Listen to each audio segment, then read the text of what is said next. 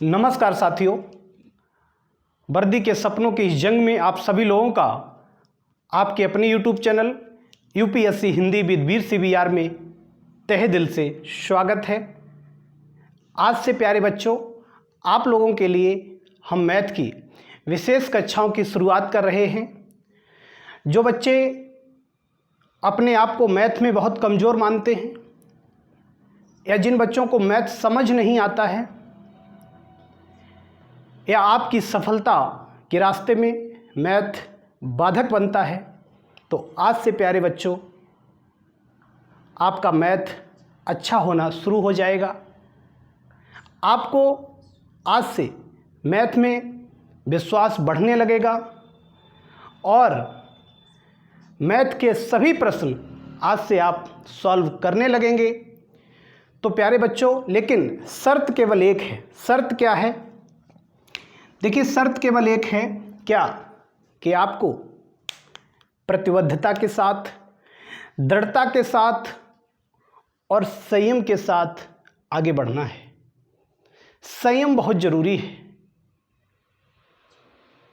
संयम के साथ आगे बढ़ेंगे।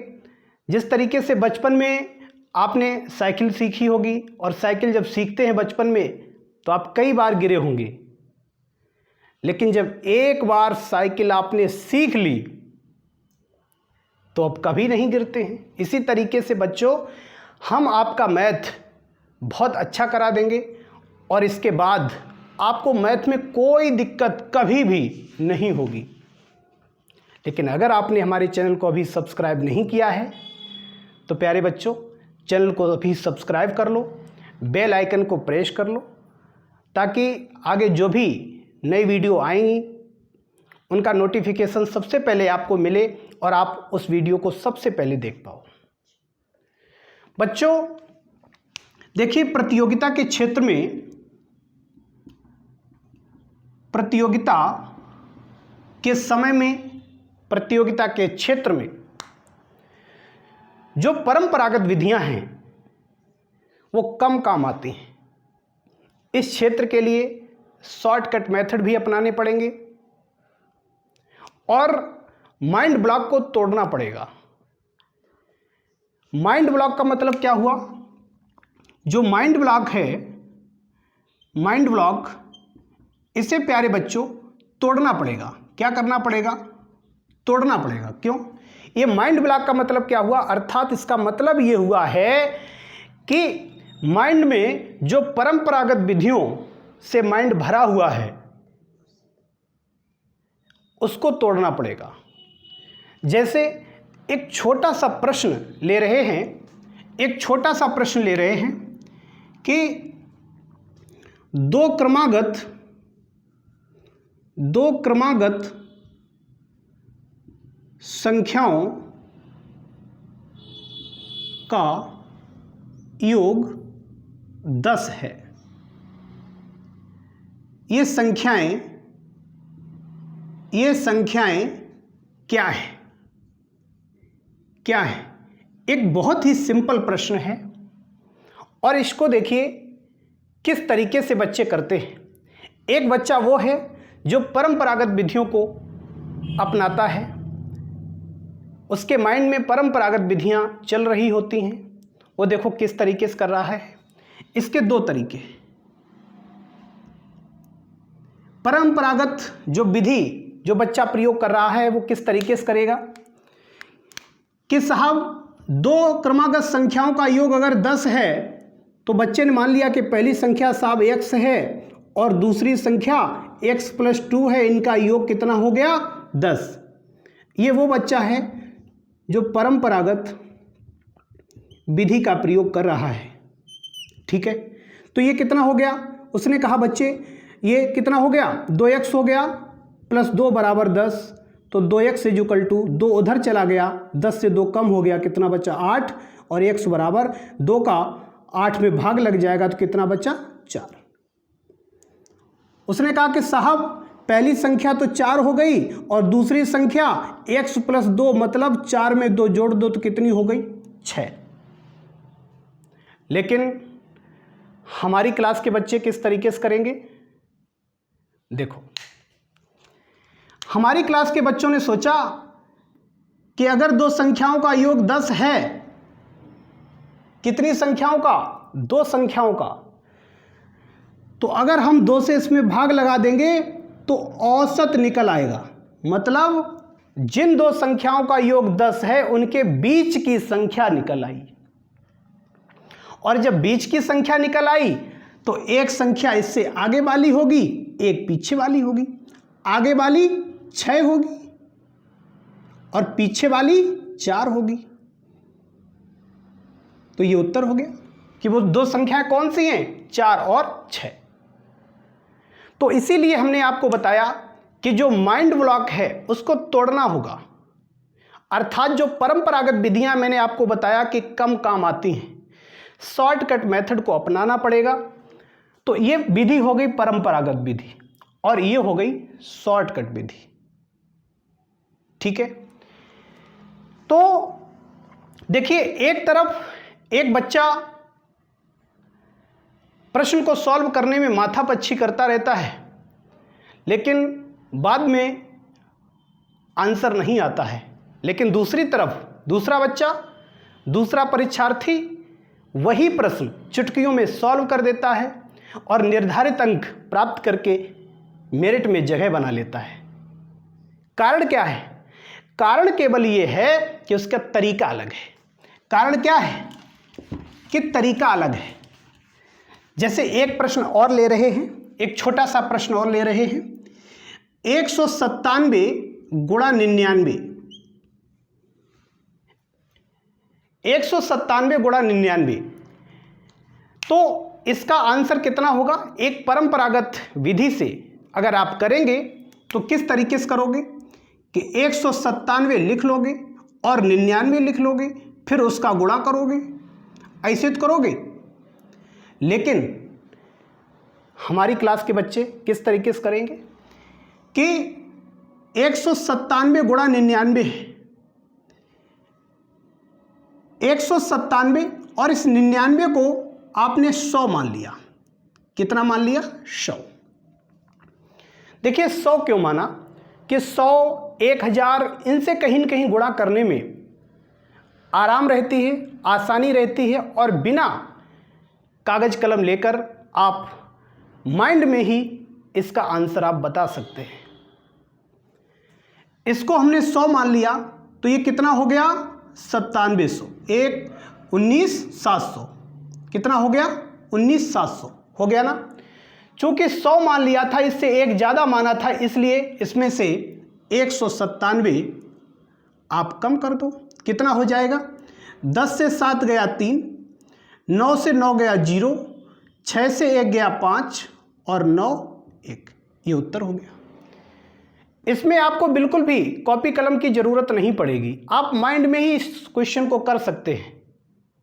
ठीक है, तो जिस बच्चे का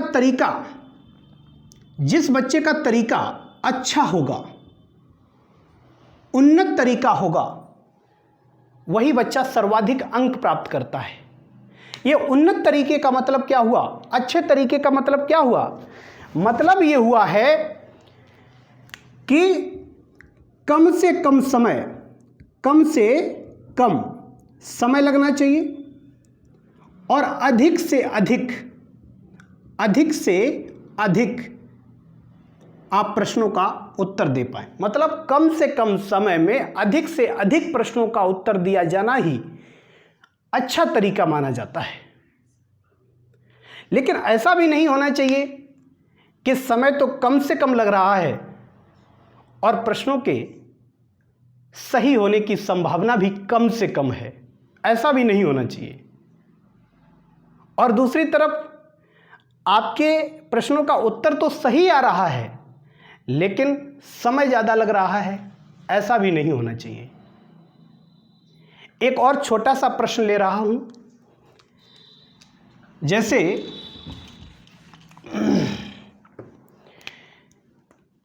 चीनी का मूल्य 20% कम हो जाने पर कोई व्यक्ति कोई व्यक्ति 60 रुपए में आधा किलो यानी 500 ग्राम चीनी अधिक खरीदता है या प्राप्त करता है तो चीनी का घटा हुआ मूल्य क्या है? ये बहुत ही छोटा सा प्रश्न है। इसके आधार पर देखिए, एक परंपरागत विधि द्वारा एक बच्चा किस तरीके से इसको करेगा, शॉर्टकट विधि द्वारा किस तरीके से करेगा, और हमारी क्लास के जो बच्चे हैं वो इसको हाई स्पीड शॉर्टकट विधि से किस तरीके से करेंगे, देखते हैं। देखिए, पहला बच्चा जो परंपरागत विधि यूज करता है वो कैसे करेगा उसको भी देखेंगे। दूसरा बच्चा जो शॉर्टकट विधि यूज करता है, और तीसरा बच्चा जो हाई स्पीड शॉर्टकट लगाता है। और ये बच्चा हमारी क्लास का बच्चा है। ये कैसे करेगा इसको भी देखेंगे। लेकिन सबसे पहले हम परंपरागत विधि द्वारा बच्चे किस तरीके से करते हैं उसको पहले समझ लेते हैं। इसके बाद ये हाई स्पीड शॉर्टकट वाला जो बच्चा है किस तरीके से करता है, हमारी क्लास का बच्चा किस तरीके से करता है, उसको अभी देखते हैं। देखिए, परंपरागत विधि द्वारा एक बच्चा कर रहा है प्रश्न को कि चीनी का मूल्य 20% कम हो जाने पर कोई व्यक्ति 60 रुपए में 500 ग्राम चीनी अधिक प्राप्त करता है। ठीक, अब एक चीज देखिए,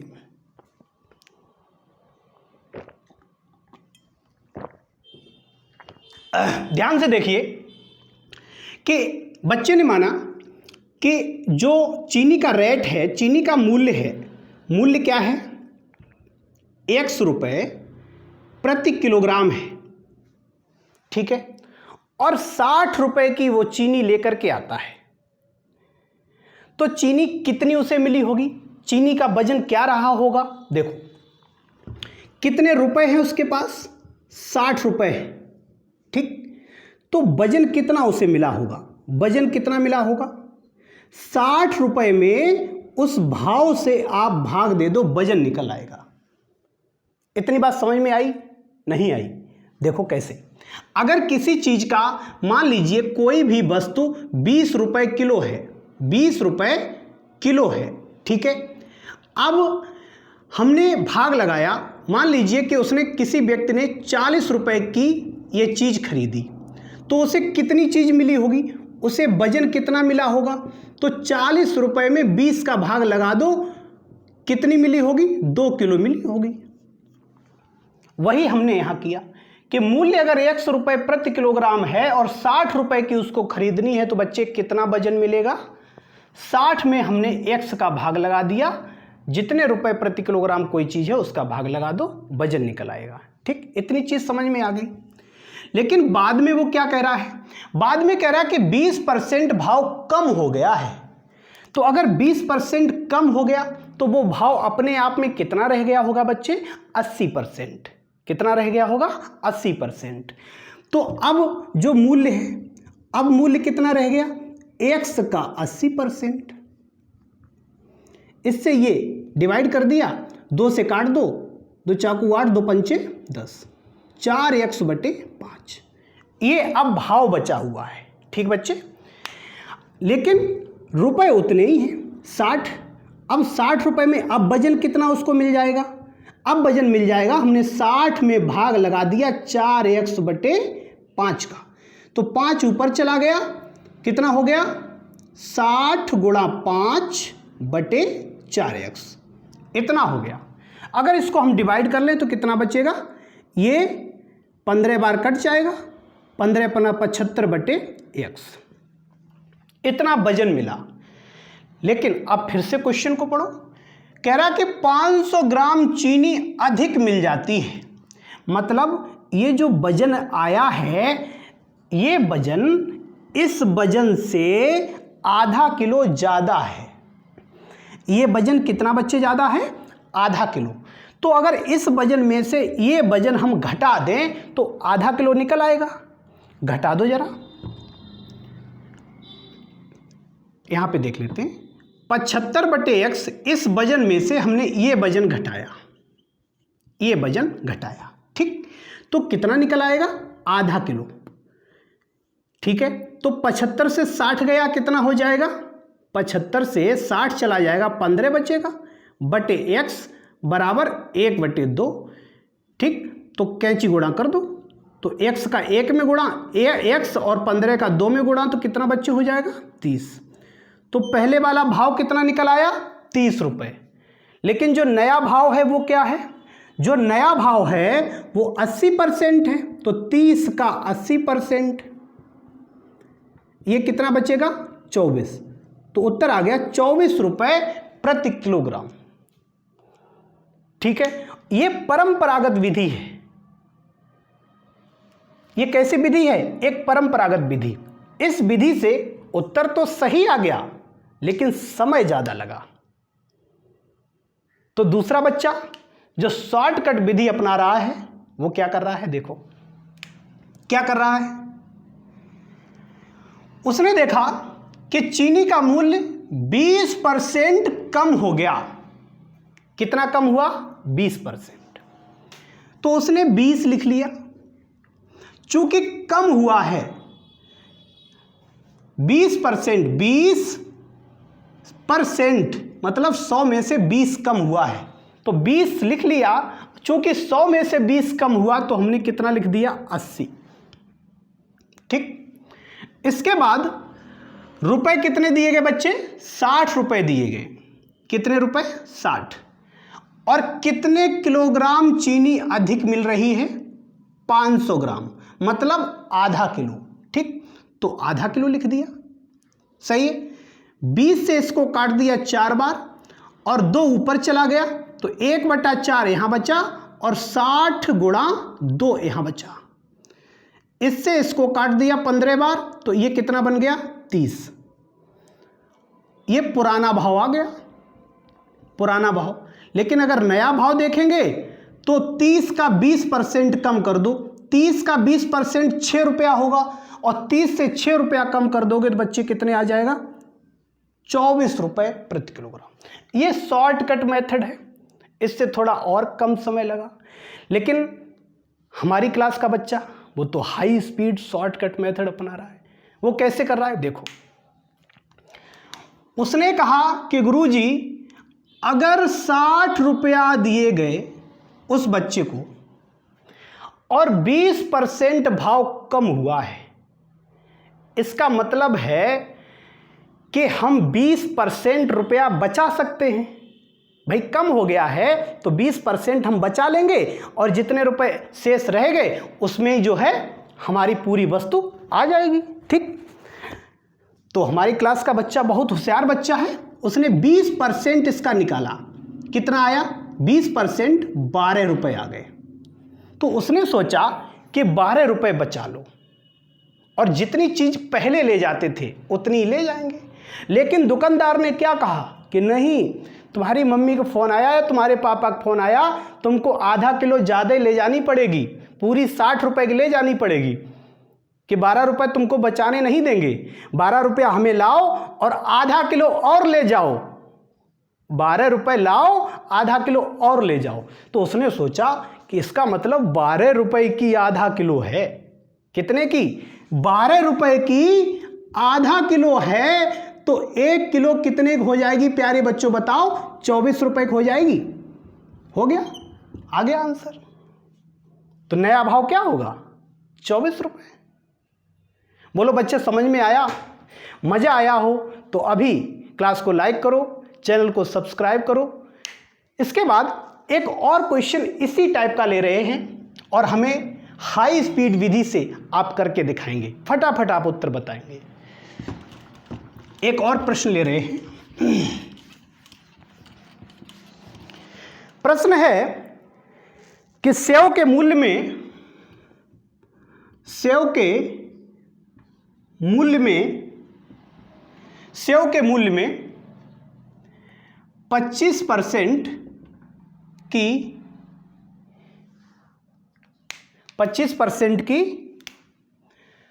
सेव के मूल्य में 25% की कमी हो जाने पर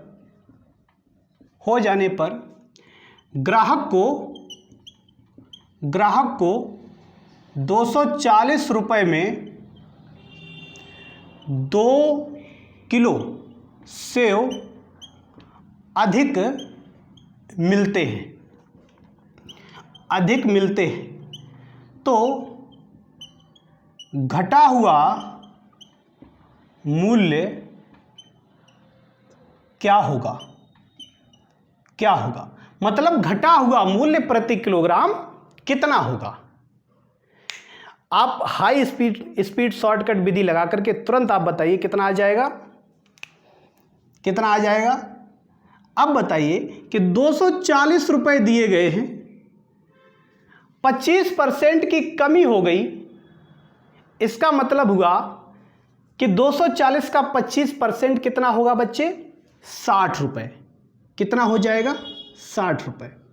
इसका मतलब है कि जो बच्चा सेव खरीदने गया था उसने सोचा कि जब भाव कम हो गया तो उतनी ही चीज़ अगर हम ले जाएंगे तो 60 रुपये हमारे बच जाएंगे। अब उसने 60 रुपये बचाने की सोच ली, लेकिन दुकानदार ने क्या कहा कि नहीं, तुमको पूरी चीज़ जितने रुपए लेके आए हो सारे रुपयों की चीज़ लेके जाना है। तो उसने सोचा कि जो 60 रुपये हमारे बच रहे थे अब वो भी देने पड़ेंगे। तो दुकानदार ने कहा वो 60 रुपये बचाओ नहीं, वो हमको लाओ और 2 किलो ज़्यादा लेकर जाओ। तो बच्चे ने क्या सोचा? इसका मतलब 60 रुपये की कितनी है? 60 रुपये की कितनी मिलेगी? 2 किलो। सेव कितने मिलेंगे 60 रुपये के? 2 किलो। तो 1 किलो कितने का हो गया? 1 किलो कितने का हो गया? 1 किलो कितने का हो गया? 30 रुपये का। यही आपका आंसर हो गया। लग गया? ठीक है। तो बच्चों ये समझ में आया? अगर इसी तरीके से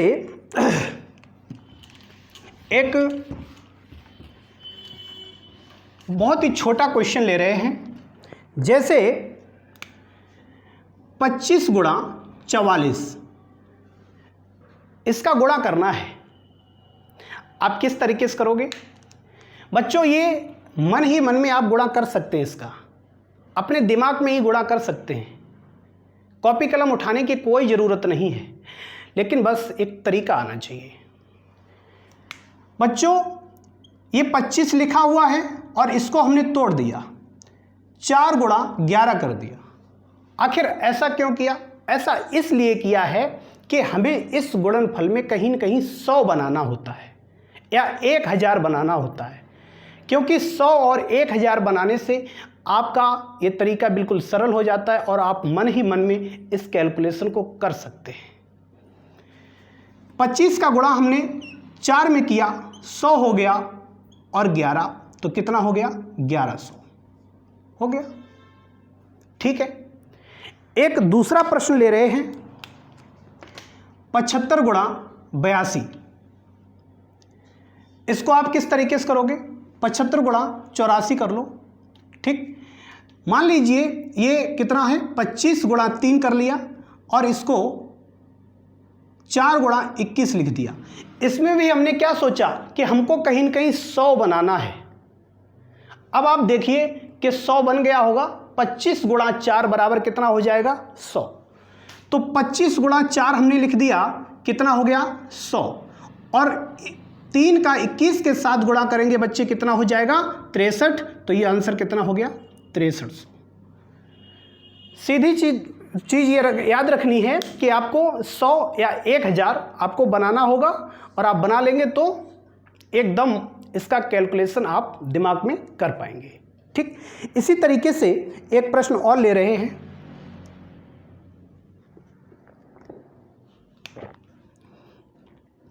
197 गुणा 6, इसको बच्चों करके बताओ कितना हो जाएगा।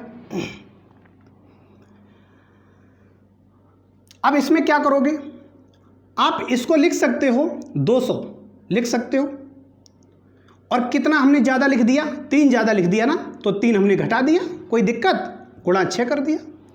अब ये कितना हो गया, 6 दूनी 1200, 1200 हो गया, माइनस 6 3 18, तो कितना बन जाएगा, 1200 से आप 18 घटा दोगे तो 1182, उत्तर हो गया।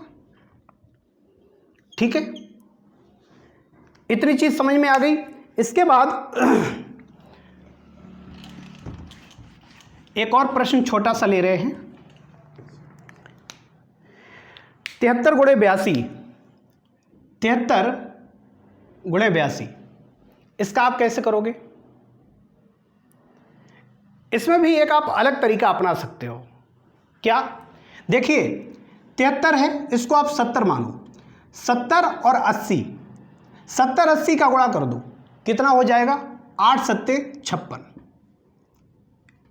सही है, इतना आप मन ही मन में कर सकते हो। ये 80 है और 80, इसको हम 82 नहीं मान रहे, हम 80 दिमाग में लेके चल रहे हैं। 80 का गुणा आप 3 में कर दो, 80 तिहाई 240, 240, ठीक, इतना कर लिया। अब इसको आप 70 मान रहे हो तो 70 का 2 में कर दो, 70 दूनी 140 और 3 दूनी 6, जोड़ दो, कितना हो गया, उत्तर आ गया। 6 4 4 8, 2 और 1 3 और 6 9 और 5, ये उत्तर हो गया। ठीक है, 6 4 4 8, 2 और 1 3 और 1 वो 6, कितना हो जाएगा, 3 और 6 9 और 5, 59 86। ठीक है, इसके बाद 46 गुणा 48, आप इसे करके बताइए फटाफट कितना हो जाएगा। हमने आपको बताया कि आप इसको 46 मत मानिए, इसको 40 मानो, और इसको 48 ना मानकर इसको भी 40 मान रहे हैं, तो 40 गुणा 40 कितना हो जाएगा, 1600, कितना हो जाएगा, 1600। ठीक, अब इसको 40 मान रहे हैं तो 40 का गुणा 6 में कर दो, 6 चौक 24, यानी कि 240।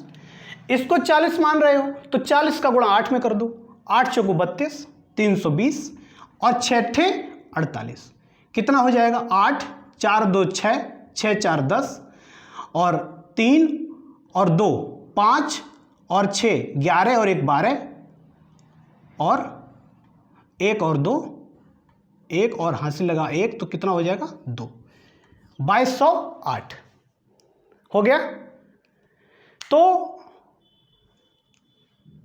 ये सारी चीज़ें आपको समझ में आई होंगी और आपको मैथ हम बहुत अच्छे से आपको तैयार करवा देंगे, और कल से एक नई क्लास, एक बेहतर क्लास के साथ